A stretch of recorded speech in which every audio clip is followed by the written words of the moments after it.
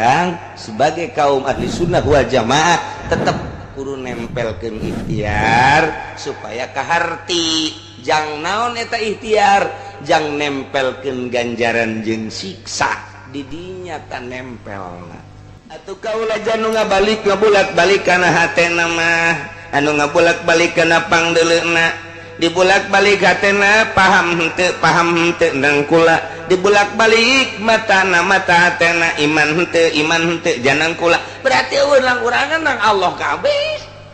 jasana jan urang terus bae ge teu paham henteu bae karasana engke di mana-mana jelema ibadah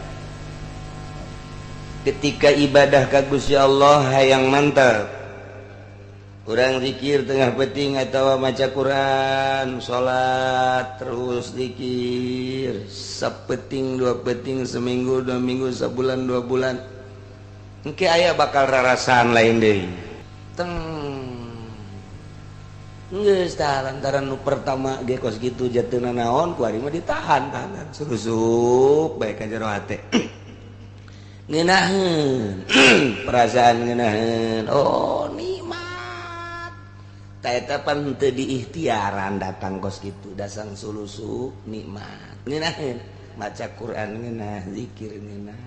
pokona nu berhubungan jeung Allah teh ngeunaheun ngan hese nyebutkeunana teh mah ngeunah kos kitu mah hese nah ieu keur carita ikhtiar urang ikhtiaran teh sing sireumeun coba cara kamari ku ngeunaheun teuing eta sing sireumeun teh ya kok jadi kana hate asupna urang mandi urang ngawudu sakumaha kamari salat akurkeun jeung kamari zikir urang biasa tau maca Quran hayang sing sireumeun terutama zikir lah dipaksa-paksa ge kurang ja eueuh diikhtiaran teh datang isu penting kitu deui urang ikhtiaran tah teu datang sabulan urang jadi jepan jadi kos kieu aja kitu pernah sing sireumeun ngeunaheun jasa kok ieu mah eueuh cek urang teh tah diikhtiaran eueuh tapi lamun urang keur tenang datang sorangan oh gerakeun di mana can kajahoan urang mun teu boga guru saya konsultasi tapi ketika urang boga guru konsul ka guru boga papanggihan takos kitu cak guru teh terusan ketika urang teu datang konsul urang ka guru ja eueuh deui rahasia cinta duniana terlalu tinggi piceun gara-gara cinta dunia kontak ayah sorangan oh bener sen inget kasen mobil icen kuari orang ulah aya di jero hate bangsa mobil motor segala rupa eueuh ngan capek kan aya sorangan jadi tama asal dunia eueuh di jero hate eta aya asal aya bae cinta kana dunia eta eueuh bisa dibuktikan ku jelema-jelema anu hayang dumadeheus ka Gusti Allah khusus antara cinta dunia jeung teu cinta dunia bakal nanyana milih embung cinta dunia sebab ngabogaan kangeunahan indah jasa ngeunah jasa lah dunia mah kurang teu diteangan ge wayah aya mah aya bae dunia mah kurang ditiangan ge wayah eueuh bae dunia mah ternyata kurang wayah teu diteangan eueuh mah eueuh bae beneran tah mah akur nya teu diteangan nya eueuh atuh pas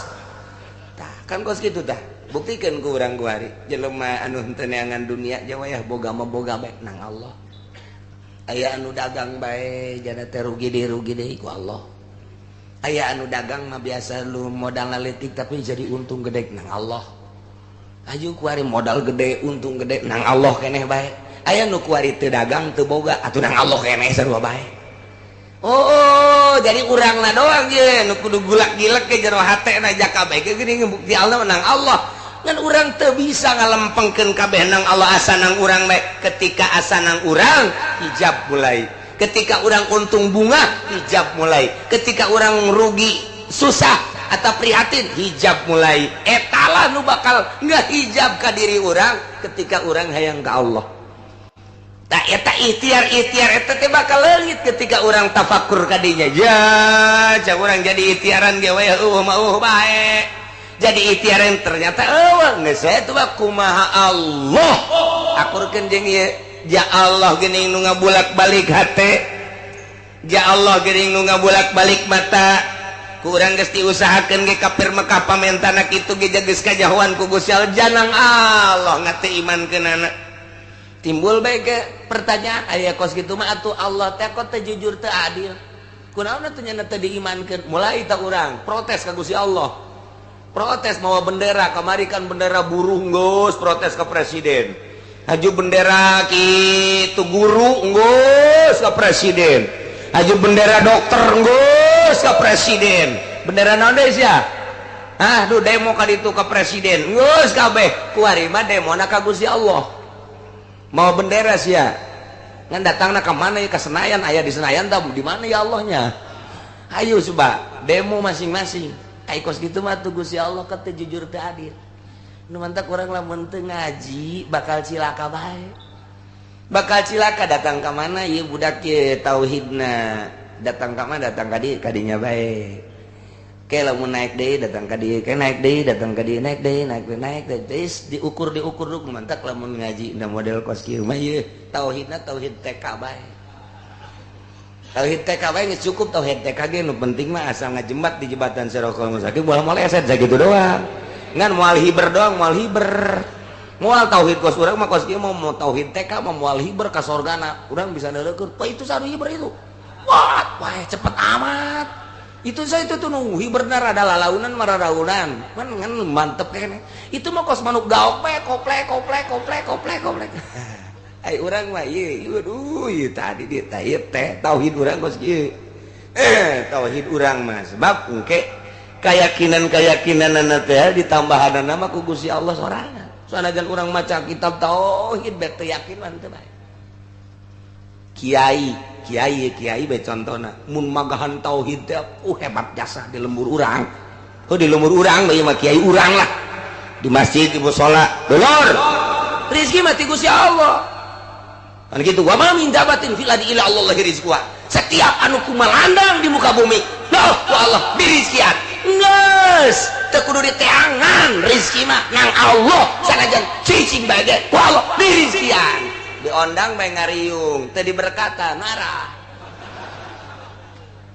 apa sih bener pun eta tadi ngaurukan tauhid ka mana tauhid ka mana ta tauhid jadi lisan mah lisan hate mah lain deui lisan jeung hate lain deui nu mah ieu mah ye bisa debat ilmu tauhid bisa pakai debat sungut mah tapi keyakinan mah teu bisa didebatkeun teu bisa didebatkeun keyakinan mah nu mantak bisa diukurna yakin teh engke ku ahli thariqah nu geus jadi bisa ngukur keyakinan murid-muridna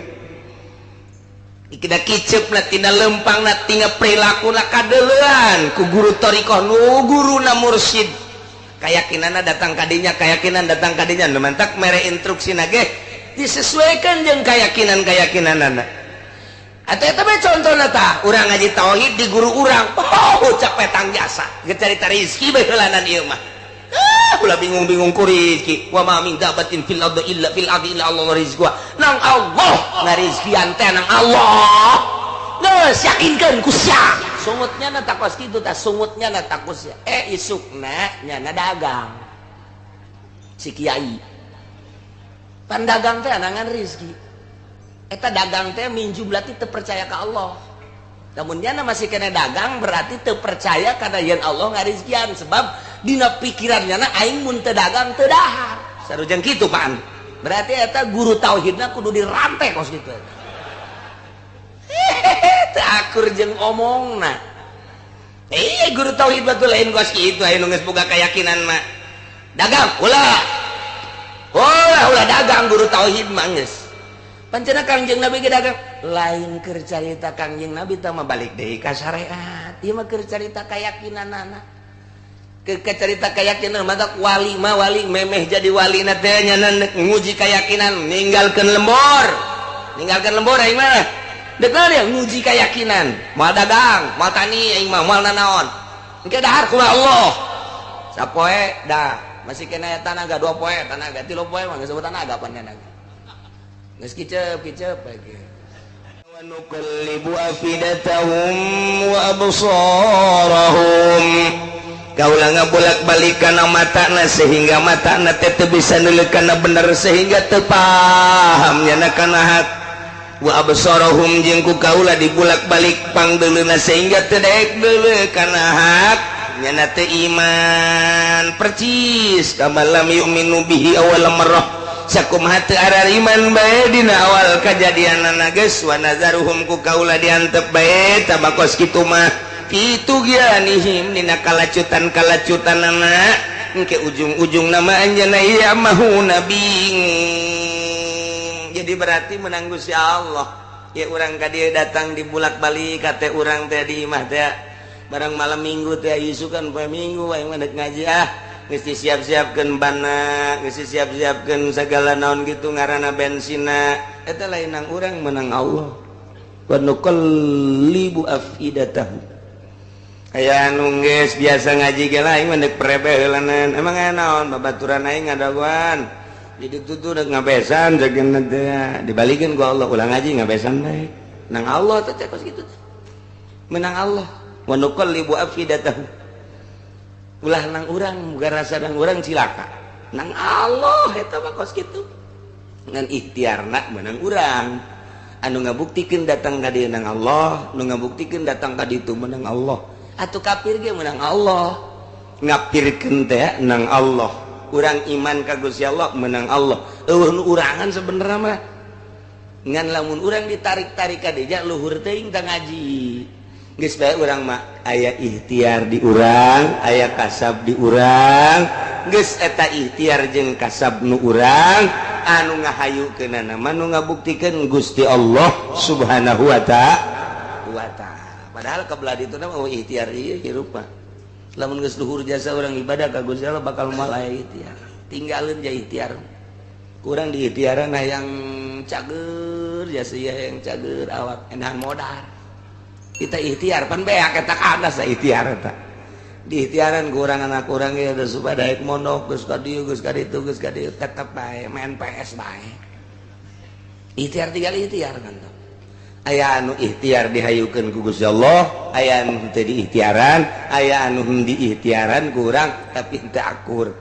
buktina mah ikhtiar mah engke mah tinggalin ieu nganjang urang sebagai kaum ahli sunnah wal jamaah tetep kudu nempelkeun ikhtiar supaya kaharti jang naon eta ikhtiar jang nempelkeun ganjaran jeung siksa di dinya tan nempelna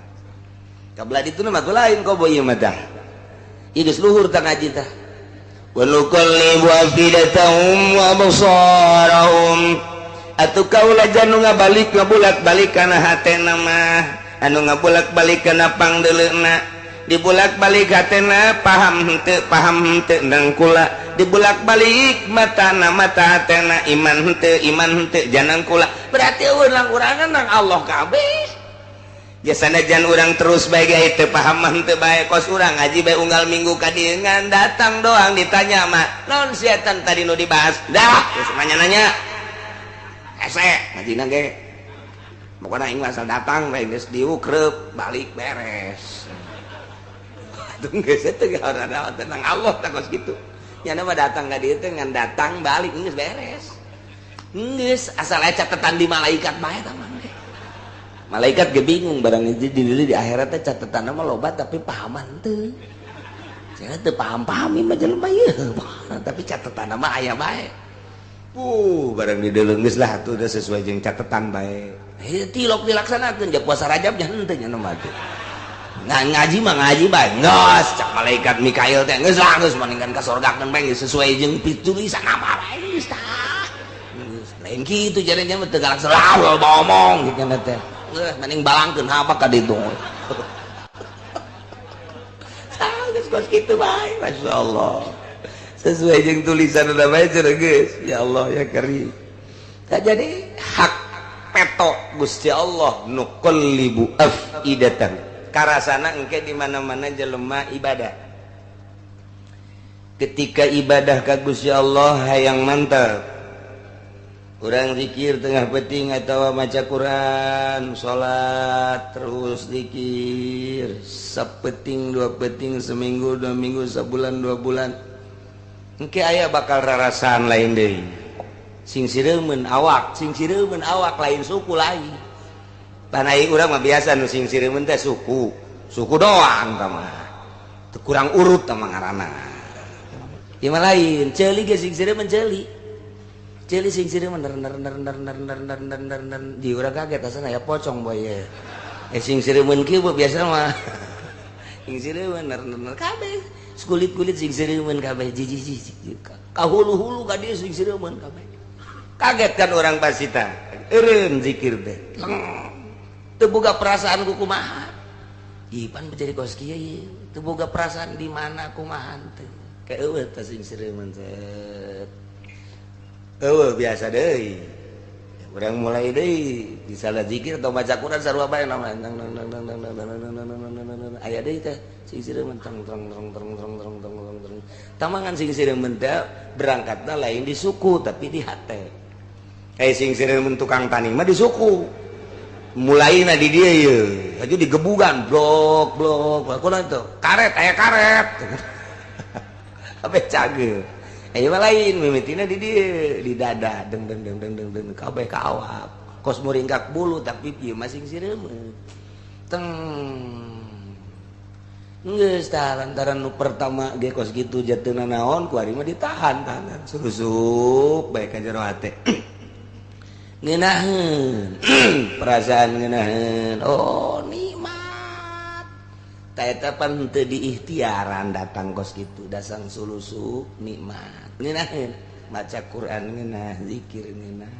pokona nu berhubungan jeung Allah teh ngeunaheun ngan hese nyebutkeunana teh mah ngeunah kos kitu mah hese sebab dapat timbul ti sing sireumeun mantak ente ge kudu sing sireumeun heula ge coba ge kumaha coba ge sing sireumeun tang ge ngeunaheun oh ngeunaheun rindu urang bakalna ngan eta sing sireumeun ge hese buah isuk peuting mah eueuh nah ieu keur carita ikhtiar urang ikhtiaran ta sing sireumeun coba cara kamari ku ngeunaheun teuing eta sing sireumeun teh ya kok jadi kana hate asupna urang mandi urang ngawudu sakumaha kamari salat akurkeun jeung kamari zikir urang biasa tau maca Quran hayang sing sireumeun terutama zikir lah dipaksa-paksa ge kurang ja eueuh diikhtiaran teh datang isuk peuting kitu deui urang ikhtiaran tah teu datang sabulan urang jadi jepan jadi kos kieu aja kitu pernah sing sireumeun ngeunaheun jasa kok ieu mah eueuh cek urang teh tah diikhtiaran eueuh tapi lamun urang keur tenang datang sorangan oh ngeunaheun di mana can kajahoan urang mun teu boga guru saya konsultasi tapi ketika orang boga guru konsul ka guru boga papanggihan takos kitu cak guru teh terusan ketika orang teu datang konsul urang ka guru ja eueuh deui sia cinta duniana terlalu tinggi piceun gara-gara cinta dunia kontak aya sorangan oh bener sen inget kasen mobil icen kuari orang ulah aya di jero hate bangsa mobil motor segala rupa eueuh ngan capek aya sorangan jadi tama asal dunia eueuh di jero hate eta aya asal aya bae cinta kana dunia eta eueuh bisa dibuktikan ku jelema-jelema anu hayang dumadeheus ka Gusti Allah khusus antara cinta dunia jeung teu cinta dunia bakal nanyana milih embung cinta dunia sebab ngabogaan kangeunahan indah jasa ngeunah jasa lah dunia mah kurang teu diteangan ge wayah aya mah aya bae dunia mah kurang ditiangan ge wayah eueuh bae dunia mah ternyata kurang wayah teu diteangan eueuh mah eueuh bae beneran tah mah akur nya teu diteangan nya eueuh atuh pas tah kan kos kitu tah buktikan ku urang kuari jelema anu teu neangan dunia jeung wayah boga mah boga bae nang Allah aya anu dagang bae jana teh rugi deui ku Allah aya anu dagang mah biasa lu modal laletik tapi jadi untung gede nang Allah aju kuari modal gede untung gede nang Allah keneh bae aya nu kuari teu dagang teu boga atuh nang Allah keneh sarua bae oh jadi urangna doang ye nu kudu gulak-gilek ke jero hatena jaka bae ke geuning bukti Allah nang Allah ngan urang teu bisa ngalempengkeun kabeh nang Allah asa nang urang bae ketika asa nang urang hijab mulai ketika urang untung bunga hijab mulai ketika urang rugi susah atau prihatin hijab mulai etalah nu bakal ngahijab ka diri urang ketika urang hayang ka Allah tak eta ikhtiar eta teh bakal leungit ketika orang tafakur kadinya ya cak orang jadi ikhtiaran ge we bae jadi ikhtiaran ternyata geus eta mah kumaha Allah akurkeun jeung ieu ja Allah geuning nu ngabulak-balik hate ja Allah geuning nu ngabulak-balik mata ku urang geus diusahakeun ge kapir mekah pamentana kitu ge geus kajahoan ku Gusti Allah janang Allah ngate imankeunana timbul bae ke pertanyaan aya kos kitu mah atuh Allah teh kok teu jujur teu adil kunaon atuh nya teu diimankeun mulai ta urang protes ka Gusti Allah protes mawa bendera kamari kan bendera buruh geus protes ke presiden aju bendera kitu guru geus ka presiden aju bendera dokter geus ka presiden bendera naon deui sia duh demo ka ditu ka presiden geus kabeh kuari mah demona ka Gusti Allah mau bendera sia ngan datangna ka mana ya ka Senayan aya di Senayan tah di mana ya Allahnya ayo coba demo masing-masing ai kos kitu mah tuh Gusti Allah ka teu jujur teu adil nu mantak urang lamun teu ngaji bakal cilaka bae bakal cilaka datang ka mana ieu budak ye tauhidna datang ka mana datang ka dieu kadinya bae ke lamun naik deui datang ka dieu ke naik deui datang ka dieu naik deui naik deui diukur dulu mantak lamun ngaji da model kos kieu mah ieu tauhidna tauhid TK bae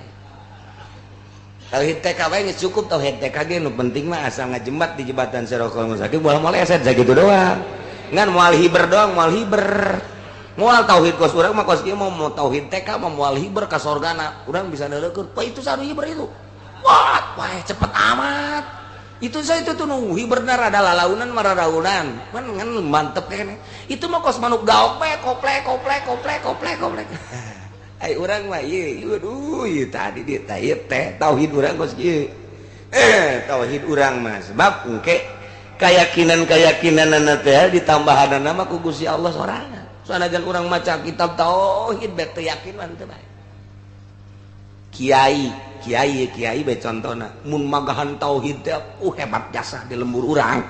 di lembur urang bae mah kiai urang lah di masjid di mushola dolor rezeki mah ti Gusti Allah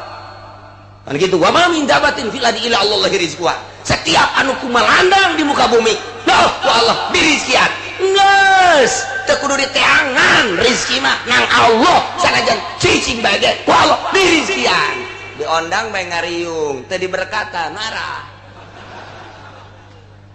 apa sih bener pun eta tadi ngaurukan tauhid ka mana tauhid ka mana ta tauhid jadi lisan mah lisan hate mah lain deui lisan jeung hate lain deui nu mata ieu mah ye bisa debat ilmu tauhid bisa pakai debat sungut mah tapi keyakinan mah teu bisa didebatkeun teu bisa didebatkeun keyakinan mah nu mata bisa diukurna yakin teh engke ku ahli thariqah nu geus jadi bisa ngukur keyakinan murid-muridna ikida kiceupna tina lempangna tina perilakuna kadeuleuan ku guru thariqah nu guruna mursyid keyakinanna datang kadinya keyakinan datang kadinya nu mantak mere instruksina ge disesuaikan jeung keyakinan-keyakinanna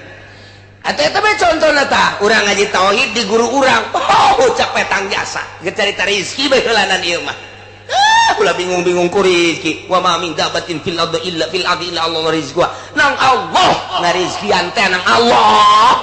geus yakinkeun ku sia sungutnya na takos kitu tah sungutnya na takos ya isukna nya na dagang si kiai pandagang teh anangan rezeki eta dagang teh minjum berarti teu percaya ka Allah namun nya masih kena dagang berarti teu percaya kana yen Allah ngarizkian sebab dina pikirannya na aing mun teu dagang teu dahar sarujeng kitu pan berarti eta guru tauhidna kudu dirantai kos kitu teu akur jeung omongna guru tauhid batul lain kos kitu aya nu geus boga keyakinan mah dagang ulah dagang guru tauhid mah geus pancena Kangjeng Nabi ge dagang lain keur carita Kangjeng Nabi teh mah balik deui ka syariat ieu mah keur carita keyakinanana keur carita keyakinan mah wali mah wali memeh jadi walina teh nya nguji keyakinan ninggalkeun lembur aing mah Dekal ya nguji keyakinan. Moal dagang, moal tani, aing mah moal nanaon. Engke dahar ku Allah. Sapoe dah masih kena tanaga 2 poe tanaga 3 poe mah geus sebut tanaga pan tanaga. Geus kicep lagi. Cak nyana keneh. Allah mana ya Allah. Ngarizkian aing ieu geus dagang henteu digawe henteu naon henteu. Wah, berarti aing yakin kudu ka Allah. 4 poe geus teu bisa robah-robah acan. Kicep ge geus carang. Supaya hasan aing ieu. Dicoba keyakinan ya Allah emang teu nyahoeun. Aing kos kieu teh nang Allah. Aing kicep ieu carang teh nang Allah. Meureun ku Allah bakal dikuatkeun aing teh dahar ge kuat. Cek Allah payah tuh payah ku Allah payah aing mah. Teu kebel engke ge aya nu kadinya datang meng. Urang nyeuleuk kadinya sial meng ngoroti. Hayang aing kudu dicokot ku aing mah. Moal berarti aing kasab keneh kos kitu mah. Moal aing mah geus ku Allah bae. Ku Allah bae aing mah. Nah, ku Allah ngeok-ngeok sia. Engke ge ucing datang ka dieu nae ka dada urang. Roti mantap. Teh eta kos kitu. Engke ge terus dihuapan ku ucing sorangan nang Allah. Mungkin melalui ucing, mungkin melalui maung, mungkin melalui gajah, melalui orai. Engke ge aya bae teh rezeki teh ya. Lasa urangna yakin ka Gusti Allah. Wali kaleuweung ka gunung ninggalkeun paramean dek nguji diri yakin aing ka Gusti Allah. Abun geus kapanggih ka karak tangke geus diuji urang ku Gusti Allah setahun 2 tahun 3 tahun di leuweung misalna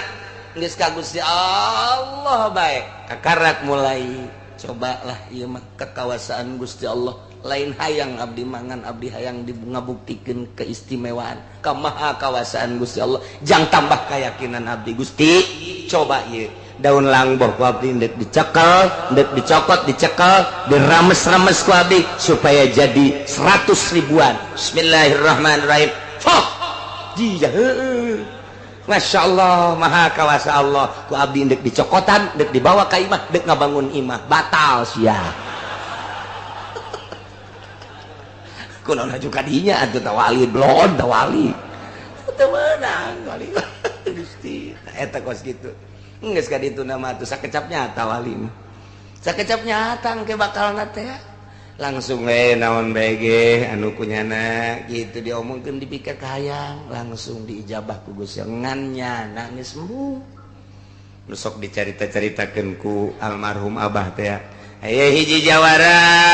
gregeteun jasa ka kiai lantaran eleh gesek ku kiai. Kiaina ka mana bae dihormat-hormat ai jawara makin surut bae. Leuh waing sia. Ditangtangan gelut eleh deui jawara. Kiaina hebat mah kiai. Eleh atuh kiai mah gelut jeung jawara teu kudu make besi teu kudu. Boh atuh dilawanan make besi mah ngaranna jawara pada jawara. Aya nah maik set make kuda-kuda ayo jotos aing ku sia dijotos teu datang-datang jotos aing ku sia jotos aing ku sia ya urna naonan pan pegel sorangan pegel tah jadi ilmu kiai mah ulah kudu jotos main jotos ulah geus bae jotosanana ulah kudu datang tah gini dadana kiai babar tah mah ya bak kok ya bak ngagejebur sia di dinya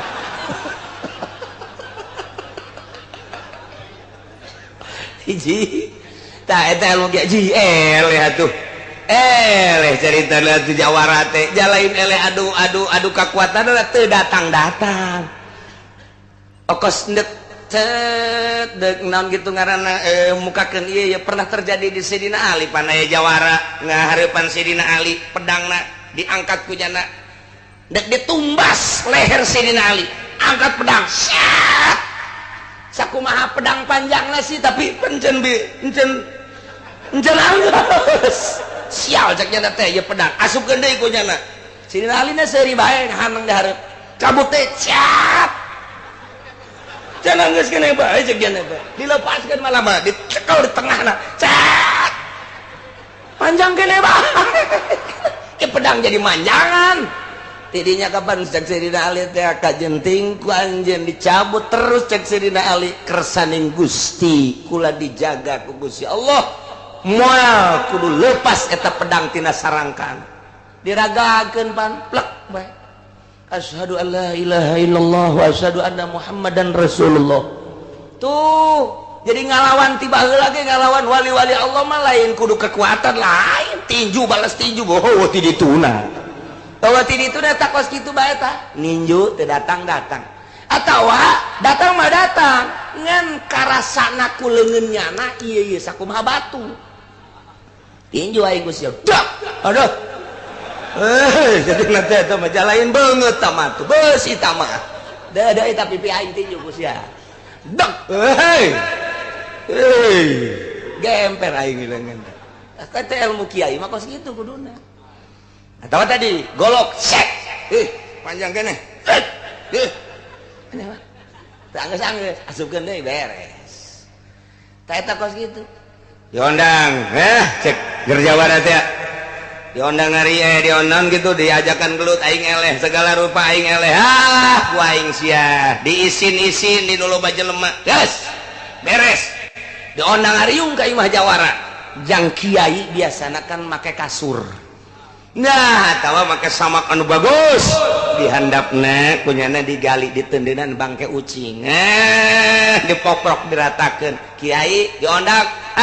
cicing di dinya. Beres memeh ngariung teh. Hampura cak jawara kiai. Kunaon? Eta teh dihandap aya rembes bae aya naon coba kiai coba buka coba buka. Buka. Ieu naon coba kiai tadi jerona coba tetebakan kiai naon? Cak kiai teh nu rembes-rembes kieu mah biasana belut.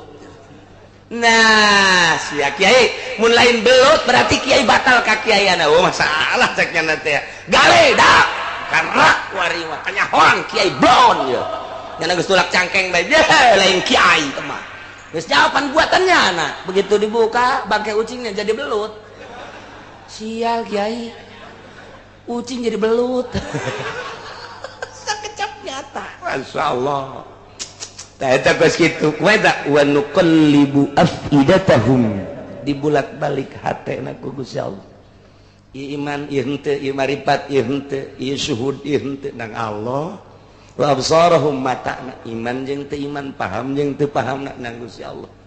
Nu mantak atuh hese-hese amat, urang teh endek hayang sugih deketan bae Gusti Allah ulah ka Gunung Kawi atuh. Urang hayang gagah deketan bae Gusti Allahna, hayang naon bae deketan bae Gusti Allahna, nu boga gagah Gusti Allah, nu boga sugih Gusti Allah, mantak naon atuh ka Gusti Allah. Ye hese-hese teuing. Nu mantak cenah sia hayang sugih mah tuh cara kiai ngan sia kudu mentang mata, kiai mah nyana mah hayang sugih ge muterkeun tasbih doang. Jadi sugih kiai mah, muterkeun tasbih jadi gagah kiai mah. Coba puterkeun ku sia datang ka pegat tasbih. Kudu boga aturan atuh nasbeh ge lain satasbeh nah kudu boga aturan jeung hate ieu mah dinu loba jelema geus ieu bae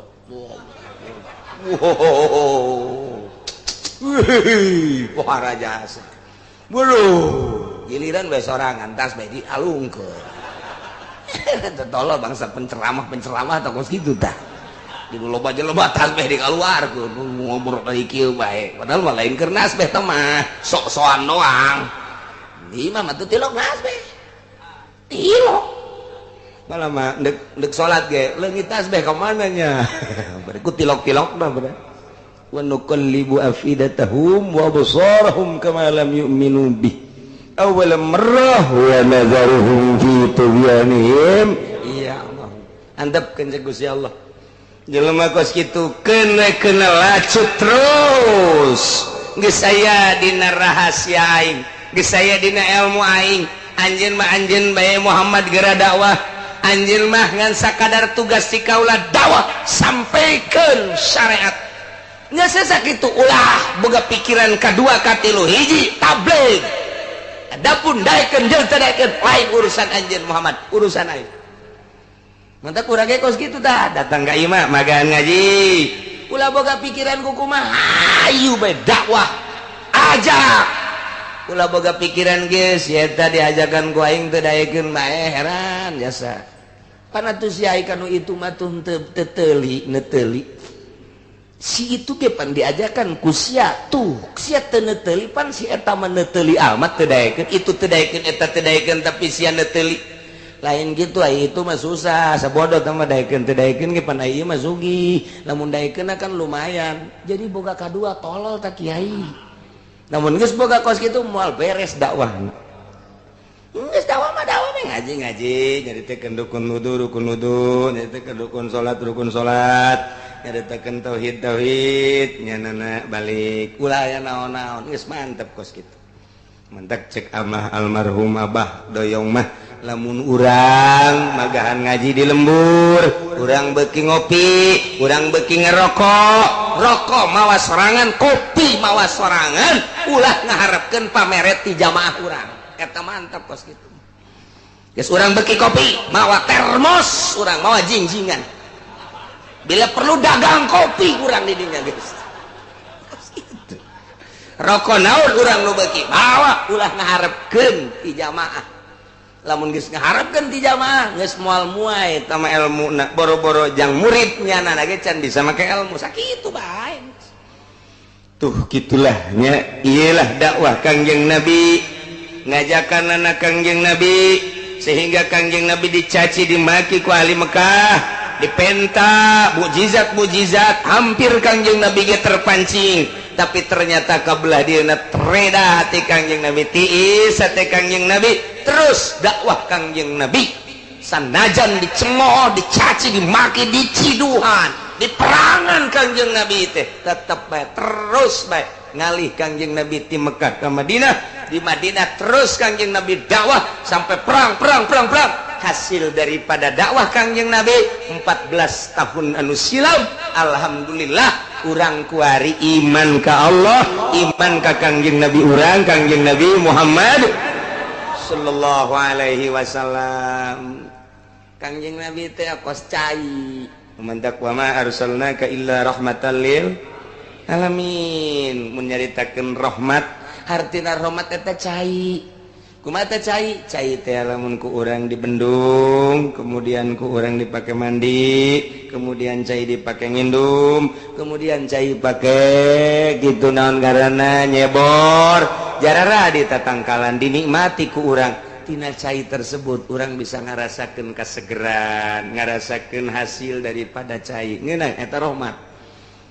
Kangjeng Nabi teh kos cai lamun eta cai ku urang diantepkeun cai mangalir bae tapi urang mah teu melu atuh urang henteu pernah menikmati kesegeran cai henteu pernah pakai nyebor henteu pernah pakai menikmati hasil daripada seboranana tah eta mah kos kafir Kangjeng Nabi liwat ibarat cai kafir teu melu ka Kangjeng Nabi percis sakumaha tadi urang mah begitu cai datang Kangjeng Nabi ku urang teh di rumah caina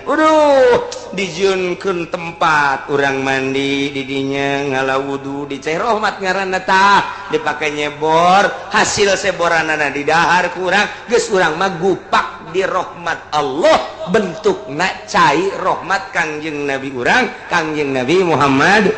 sallallahu alaihi wasallam ngan eta cai sing hade ulah di kotoran ajuk wari cai di kreditan kotor teh caina teh kotor teh dek gupakna ge atuh kotor ngaran sing hade caina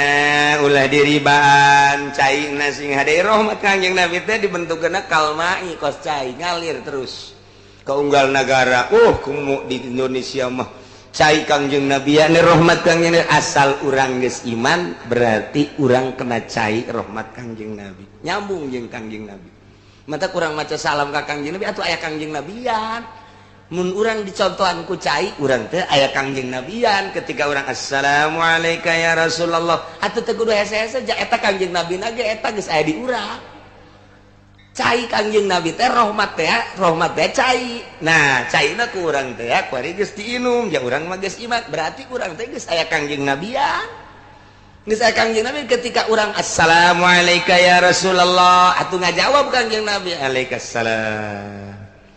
urang maca shalawat Allahumma sholli ala sayyidina Muhammad wa alaihi emang aya Kangjeng Nabian di awak urang eta iman ka Kangjeng Nabi cai rahmat geus aya di awak urang ketika orang maca salawat atuh Kangjeng Nabi ngadaengkeun oh sia macana saeutiknya 11 doangnya cek Kangjeng Nabi geus lumayan lah 11 geus sakitu gitu ketika caina di kreditan je aing teu betah di awak sia ieu cek Kangjeng Nabi kos sia jadi kos kitu atuh nyahoeun Kangjeng Nabi sebab eta cai diinum ku urang ibarat cai mah jadi atuh awak urang teh aya rahmat etalah rahmatan lil alamin kos kitu jadi urang iman ka Kangjeng Nabi seakan-akan urang nginum cai Kangjeng Nabi aya Kangjeng Nabian di awak urang tinggal ku urang disuburkeun jeung dihenteukeunana tergantung urang adapun urang geus nginum rahmat Kangjeng Nabi aya Kangjeng Nabian geus lantaran iman ka Allah iman ka Kangjeng Rasulullah tinggal urang nyuburkeunana doang aya urang keur ngaji ku ari ngaranna keur subur deuk nyuburkeun iman ye begitu orang ngaji datang sugan we cenah iman subur ye alhamdulillah barang ngaji teh rada gede iman teh keluar beneuleuh berang da leutik deui ka mawa ka ditu ka dada nu nongtot teh siga teh iman urang ja masyaallah sekali deui urang mah bersyukur alhamdulillahirabbil alamin teh hese bele ke urang mah iman ka Allah iman ka Kangjeng Rasulullah hartina urang dididik ku lingkungan cek ngomong didik nama geus aya tetesan ti dituna janang Allah wa nuqallibu afidatahum wa absarahum nang Allah urang iman sia paham sia mantep sia nang Allah ngan urang berusaha terus supaya lebih mantep deui sehingga kadeuleu ku urang sosok Kangjeng Nabi kadeuleu ku urang engke Gusti Allah kumaha teh moal aya jelema nu luhur diangkat jadi wali tanpa melalui Kangjeng Nabi moal aya urang teh terjelan ye ku ari hayang jadi wali zikir bae teu maca shalawat moal jadi zikir doang ka Gusti Allah teu maca shalawat moal jadi kudu melalui Kangjeng Nabi bae sebab turunna syariat tarekat jeung hakikat melalui Kangjeng Nabi ku ari urang ngalewatan Kangjeng Nabi zikir bae walah wah weuleul bakal nangke seri sorangan ge hehe asal aja jelema hehe grogol bagian nih eta tidak zikir teu make Kangjeng Nabi kudu make adab kudu make Kangjeng mantak istighfar sholawat nah mantak endek mere zikir di deuleu heula lahanna oh can subur nah sholawatna heula moal bisa urang zikir langsung tanpa make sholawat moal bisa sholawat mah